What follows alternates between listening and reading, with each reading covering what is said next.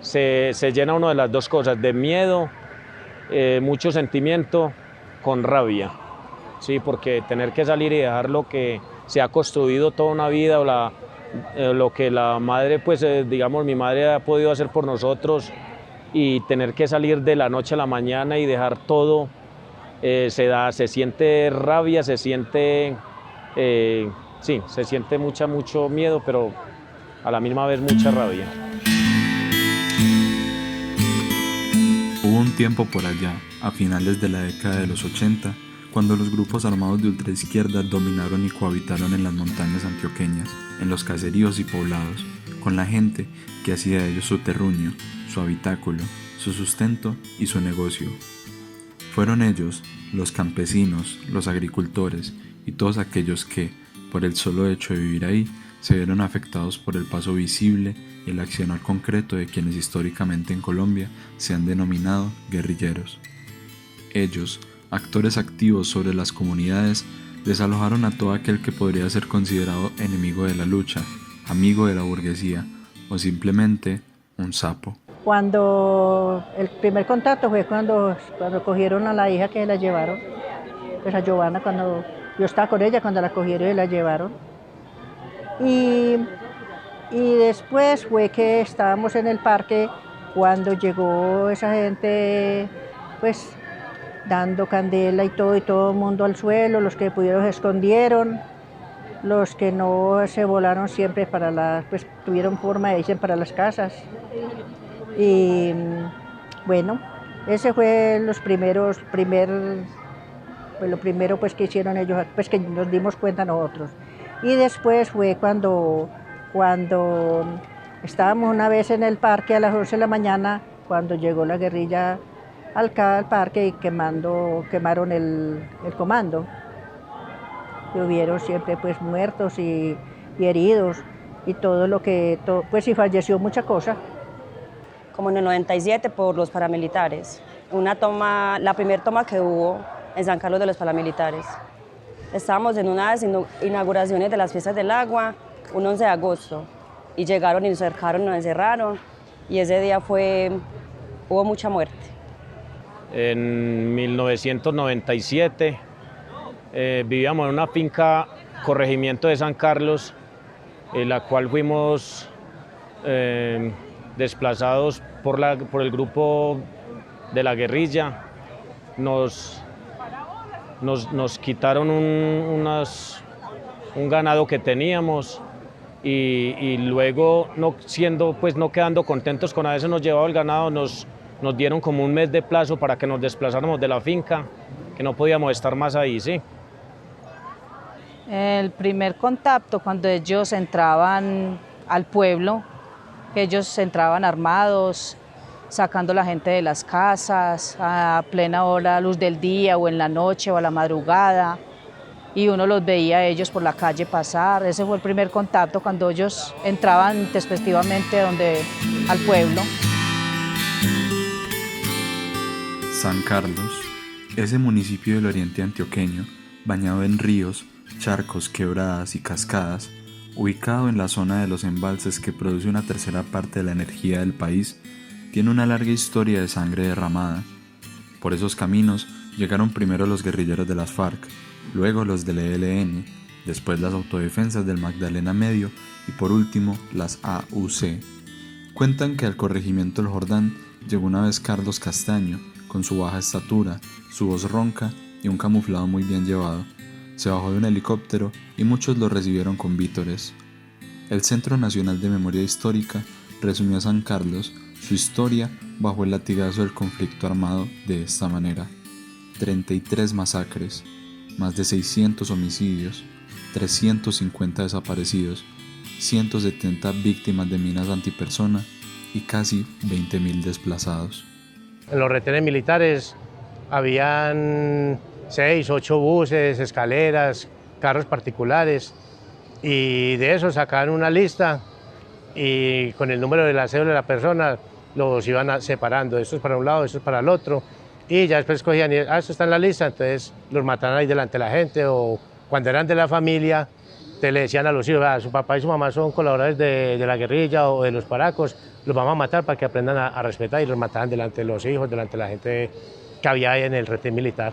No, o sea, llegamos al punto de no tener vida, no dormíamos, no teníamos vida social porque era un constante enfrentamiento a la hora que fuera, día, noche, o sea, a la hora que fuera, no, uno perdió totalmente la paz.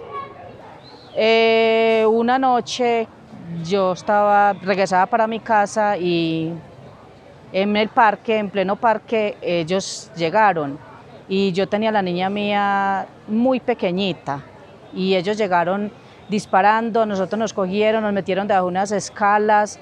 No, es que estuvimos al borde de la muerte. Esa fue una experiencia muy aterradora que nunca se me va a olvidar. El tema era que nos decían uno del otro, nos decía, ¿con qué grupo armado está?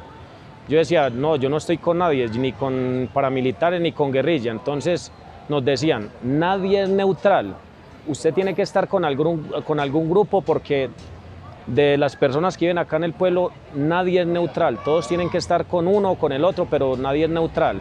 Entonces esa fue como la decisión que tomé de salir de allá, pues cuando ya uno lo miran de esa forma, pienso que ya es un objetivo militar para el uno o para el otro, entonces lo mejor es desplazarse uno, sí. O sea, se decidió un día antes y al otro día estábamos ya en un carro con las pocas cosas que nos pudimos traer y lloré mucho todo el camino. O sea, a pesar de que vivíamos en una guerra, o sea, no me quería venir. Pues el ser de allá, la tierra, las personas, la familia que se quedaba, era duro. La violencia, el temor, tanto temor, por muchas cosas, porque ya comenzaron a sacar la gente de las casas por la noche, en el día, entonces ya vimos pues que esa no iba a ser la solución para nosotros estar allá, la forma era movernos, salirnos de allá. Cuando yo me vine, mi papá se vino conmigo y mamá ya se había venido adelante para Medellín. Mi papá estuvo conmigo 2 años y me dijo que la ciudad no era para él, que no le gustaba, que si allá se iba a morir, que mejor él moría en lo de él y se volvió para el municipio. Con el paso de los años y de la guerra, se crearon iniciativas de memoria histórica y reconstrucción del tejido social. Una de las más importantes fue el Centro de Acercamiento para la Reconciliación y la Reparación, un lugar de memoria que la comunidad creó en 2008 en un edificio que había sido usado por paramilitares y narcotraficantes. A ese lugar se le suman otras iniciativas, como jardines de memoria o minas muralistas, con las que los habitantes de San Carlos le apuestan a comprender y resignificar lo que pasó en la guerra. Actualmente vivimos muy bien, gracias a Dios, y nos marcó en cuanto a que esa experiencia de violencia que nos tocó vivir a nosotros la vivimos casi que en carne propia, eso es inolvidable, uno no se le olvida, siempre los recuerdos van a estar en la memoria de uno, pero gracias a Dios en ese momento nosotros vivimos ya muy bien. Ya ahí me cambió a mí la vida, nos cambió la vida porque fue a todos que nos acabó ese temor, ese miedo que manteníamos, a uno le da mucho miedo que llegara la noche, porque ahí mismo ya, por ahí de las 7 en adelante llegaba toda esa gente. Y nos superamos y salimos adelante. Pues no fue en el municipio de nosotros, pero a donde llegamos muchos se superaron, porque hay muchos paisanos de nosotros que están en Cali, otros están en Bogotá, en muchas ciudades. Y uno cuando bajamos a las fiestas del municipio, que es en agosto, se encuentra uno con los amigos, entonces uno le dice, no, es que yo tengo una panadería en tal parte, no es que yo estoy trabajando en tal parte, yo tengo un almacén, yo me organicé, tengo mi señora, mi hijo, entonces mucha gente se superó y salió adelante. Entonces, muy bueno. Pues siempre hay que mirar hacia adelante y yo pienso que las nuevas generaciones son las que deben de tomar el país y hacerlo que sea un país mucho más, de mucho más oportunidades, de mucho más... sí, que tenga mucho más oportunidades y que verdaderamente los jóvenes sepan dinamizar este país, que sea para salir adelante siempre. Entre 1985 y 2018, en Colombia se contabilizan 7.816.000 personas desplazadas, siendo el país con la mayor cantidad a nivel global, según el informe anual de la Alta Comisionada de la ONU para los Refugiados. Así como Jaiber, Joana, Liliana, Héctor y Consuelo, son millones los colombianos que han tenido que dejar sus vidas atrás y se han atrevido a soñar nuevamente. Quizás la vida no les devuelva lo que algún día la violencia y la injusticia les arrebató, pero ese inalcanzable deseo de estar vivos es lo que los tiene a estas personas aquí, dejando atrás la guerra, diciéndole no a la violencia y apostando por un futuro en paz.